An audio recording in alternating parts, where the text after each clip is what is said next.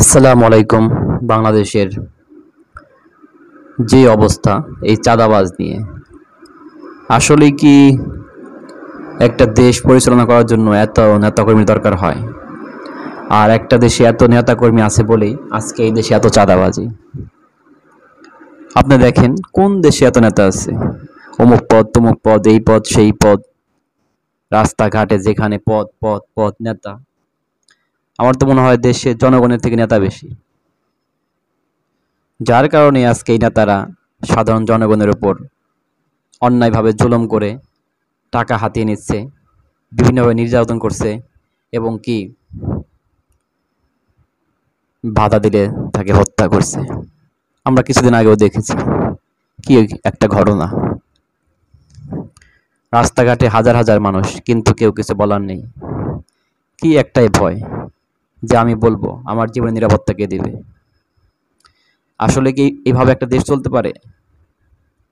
এটা আমার বাঙালি জাতির কাছে প্রশ্ন। একটা সুন্দর দেশ কখনো এইভাবে চলতে পারে না। এ থেকে বোঝা যায় আমাদের দেশটা অসুন্দর, অসামাজিক। আমাদের দেশের মানুষ অসামাজিক, আমাদের দেশের নেতাকর্মীরা অসামাজিক। একটা দেশের নেতাকর্মী হওয়া উচিত